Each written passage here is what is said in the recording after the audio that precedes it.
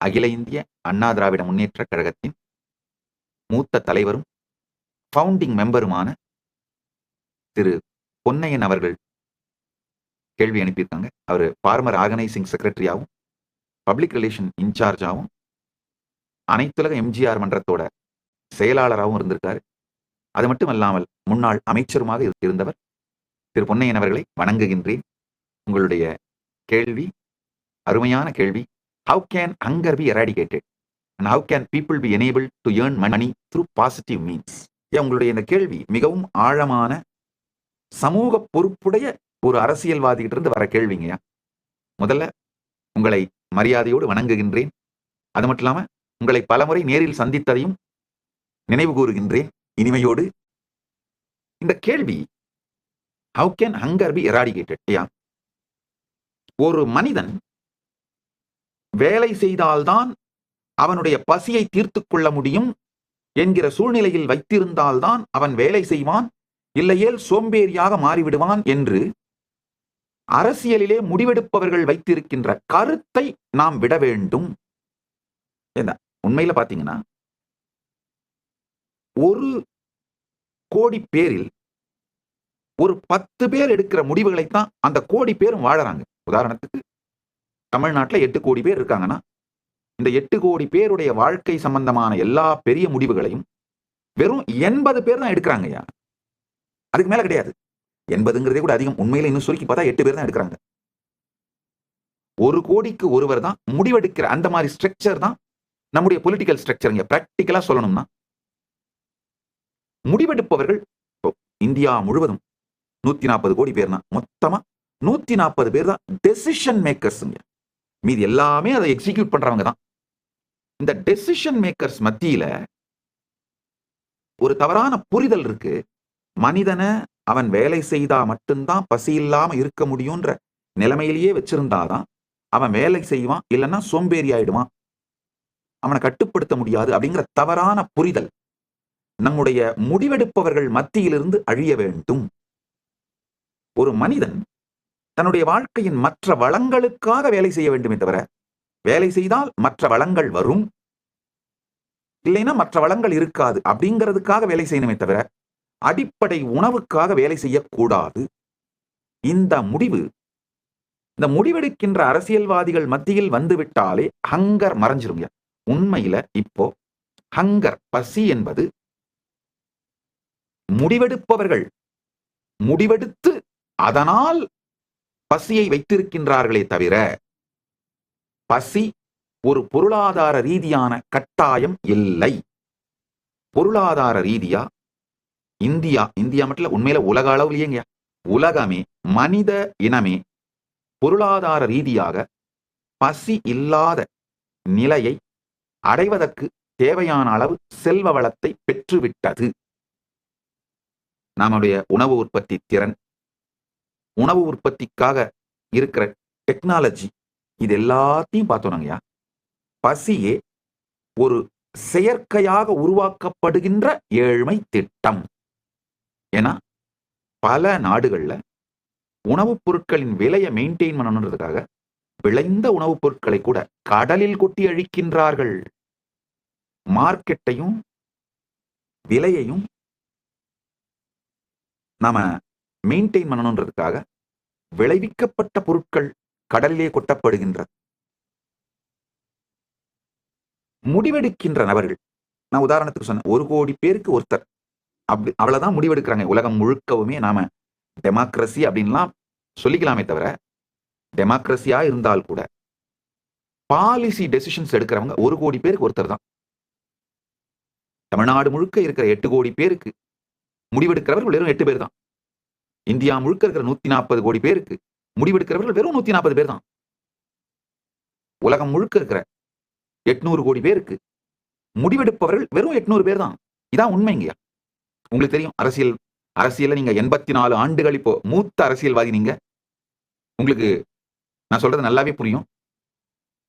இந்த முடிவெடுக்கின்ற அந்த 800 பேர் மனத்திலே நாம புரிய வச்சோம்னா, ஹங்கர் சென்டர்ட், அதாவது பசி சார்ந்து மனிதனை இயங்கச் செய்வது மிகவும் கொடுமையான அடிமைத்தனம்.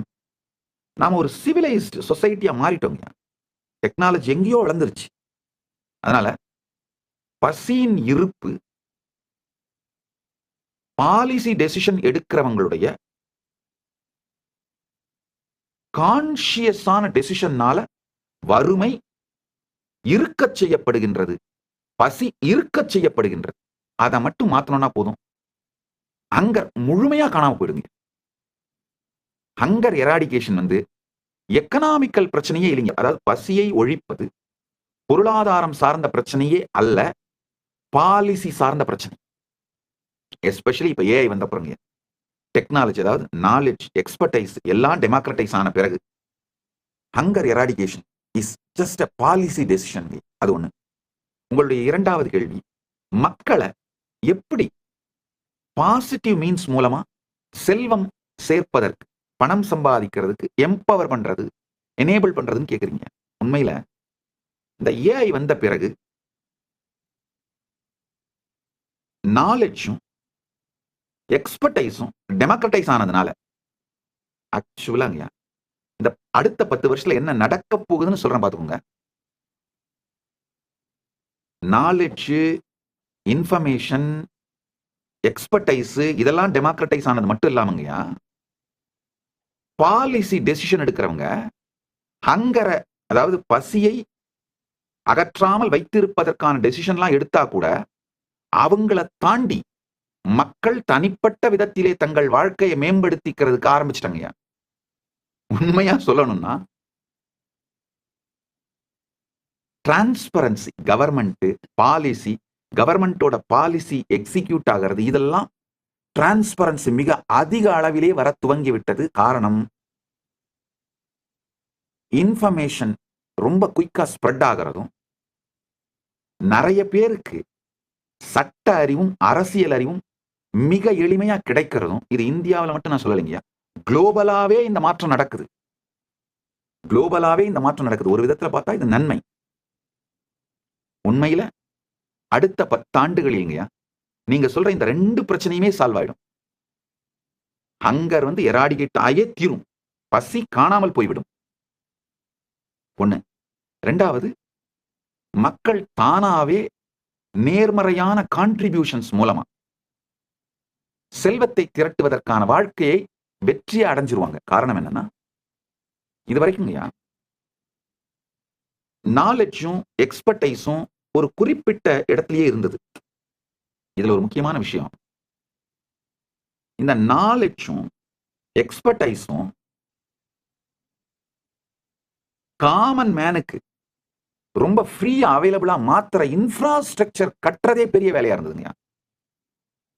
பெரும் பல கல்லூரிகள், பயிற்சி நிறுவனங்கள் இது எல்லாத்தையும் உருவாக்கி, எந்த துறையானாலும் சரி, கட்டிடம், உணவு, உடை தயாரித்தல், இல்ல மருத்துவம், எந்த துறையானாலும் அந்த நாலேஜையும் எக்ஸ்பர்டைஸையும் மக்களுக்கு கொடுத்து பயிற்சி கொடுக்கின்ற லார்ஜ் நம்பர் ஆஃப் நிறுவனங்களை நிறுவி செயல்படுத்தி இது ஒரு மிக பெரும் பணி. ஏஐ மொத்தத்தையும் எளிமையாக்கிவிட்ட. இப்ப இதுக்கு மேல பாத்தீங்கன்னா அடுத்த 10 ஆண்டுகளில் பயிற்சி நிறுவனங்கள் எல்லாமே பிராக்டிக்கல் எக்ஸாம்ஸ், பிராக்டிக்கல் ட்ரைனிங்க்கு மட்டும்தான் அந்த நிறுவனத்துக்கு நீங்க போக வேண்டியிருக்கும். மற்றபடி இது எல்லாமே ஏஐ மூலமாவே முடிஞ்சிடும். அதுவும் அந்த கான்டாக்ட் கிளாஸஸ் எல்லாம் ரொம்ப குறைந்த நேரமாக மாறிவிடுங்க. ஏன்னா இப்போ audio training, video training, AI expertise இது எல்லாமும் வந்தது மட்டும் இல்லாம இதை கிரியேட்டிவா நெக்ஸ்ட் லெவலுக்கு எடுத்துட்டு போற விஷயங்களும் ஈஸியா போயிடுச்சு. அதனால 10 ஆண்டுகளில் நீங்கள் காணுகின்ற இந்த கனவு நிறைவேறிவிடும். அதுல சந்தேகமே இல்லைங்க. பசி இல்லாமல் போகும், மக்கள் நேர்மறையாக செயல்களை செய்து செல்வத்தை திரட்டி வாழ துவங்குவார்கள். இன்னொரு முக்கியமான விஷயங்க, ரியலான டெமோக்ரசி உலகம் முழுக்க மலர்ந்துருங்க.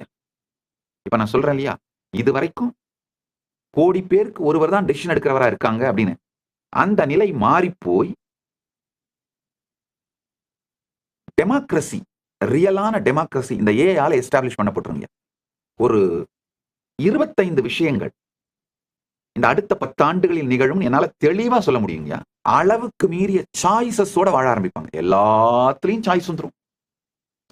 வெறும் உங்களுடைய போட்டுக்கிற துணி, இல்ல செல்போன், ஷூ, நீங்க வாழற வீடு அது மட்டும் இல்லைங்கய்யா. உறவுகள், ஈவன் உங்க ஜெண்டர் கூட. ஒரு தனி மனிதன் 10 வருஷத்துக்கு அப்புறம் எந்த ஜெண்டர்ல வாழணும்னு முடிவு பண்ணுவான். அது சில வருஷம் இந்த ஜெண்டரா, சில வருஷம் அந்த ஜெண்டரா வாழறதெல்லாம் கூட நடக்க ஆரம்பிச்சிரும். ஏற்கனவே வெஸ்ட்லலாம் அது நடக்க ஆரம்பிச்சிருச்சு. ஒரு 2 வருஷம் பெண்ணா வாழ்ந்து பார்க்கலாம்பா. ஒரு 2 வருஷம் ஆணா வாழ்ந்து பார்க்கலாம்பா. ஒரு 2 வருஷம் திரும்பவும் போர் அடிச்சா திரும்பவும் பெண்ணா வாழ்ந்து பார்க்கலாம்பா. அப்படின்ற எல்லாத்துலயுமே மனிதர்களுக்கு மல்டிபிள் சாய்ஸஸ் வந்துரும். வேலை செய்கின்ற விதத்துல கூட ஒரே வீட்டுல தங்கி இருந்து ஒரு ஆபீஸுக்கு போய் வேலை செய்யறது இதெல்லாம் காணாம போயிடும். எல்லாருமே ஒரு இண்டிபெண்டன்ட் ஸ்டார்ட் அப்பா இருப்பாங்க. அந்த இண்டிபெண்டன்ட் ஸ்டார்ட் அப்பா இருக்கிறவங்க எல்லாரும் ஒருத்தருக்கு ஒருத்தர் சர்வீசஸ் ப்ரொவைட் பண்ணிப்பாங்க. அது இண்டிபெண்டன்ட்லி டிபெண்டன்ட் அப்படிங்கிற ஒரு ஃப்ரீலான்சர்ஸ் எல்லாம் ஒருத்தருக்கு ஒருத்தர் சப்போர்ட் பண்ணிக்கிற ஒரு சிஸ்டமா தான் சொசைட்டி இருக்குமே தவிர, hierarchy, CEO, executive manager, manager, அவங்களுக்கு கீழே டீம் லீட், டீம் அப்படின்ற ஸ்ட்ரக்சர்லாம் இருக்கவே இருக்காது. ஏன்னா 10 ஆண்டுகளிலே எல்லா நாலேஜும், எல்லா எக்ஸ்பர்டைஸும் எல்லாருடைய கையிலையும் இருக்கும்.